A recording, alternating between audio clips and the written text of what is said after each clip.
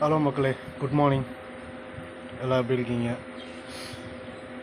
என்ன தான் நம்ம வாழ்க்கையில் ஓடி ஓடி உழைச்சாலும் நமக்கு கிடைக்கப்படுது என்னவோ ஒரு கூலி மட்டும்தான்.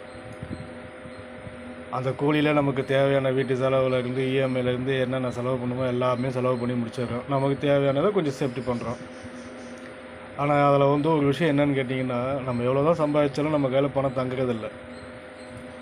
எல்லாமே செலவு தான் போகுது. எப்படியோ நம்ம ஒரு செலவு பண்ணுறோம். ஒரு டீ சாப்பிட்றோம், ஒரு சிகரெட் அடிக்கிறீங்க, டீ சாப்பிட்றீங்க, சில இப்போ எல்லாமே ஒரு விஷயங்கள்லாம் இருக்குதுன்னு வச்சுக்கோங்களேன். அதுலேருந்து ஒரு 5 ரூபாயோ ஒரு 10 ரூபாயோ டெய்லியும் உங்களால் முடிஞ்சது யாருக்காச்சும் ஒரு சாப்பாடு வாங்கி கொடுங்க, இல்லையா உங்களால் முடிஞ்சது ஒரு டிஃபன் வாங்கி கொடுங்க.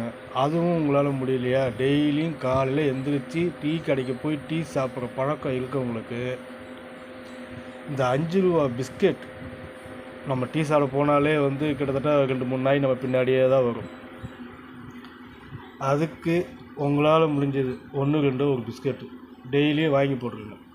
அது ரொம்ப நல்லது.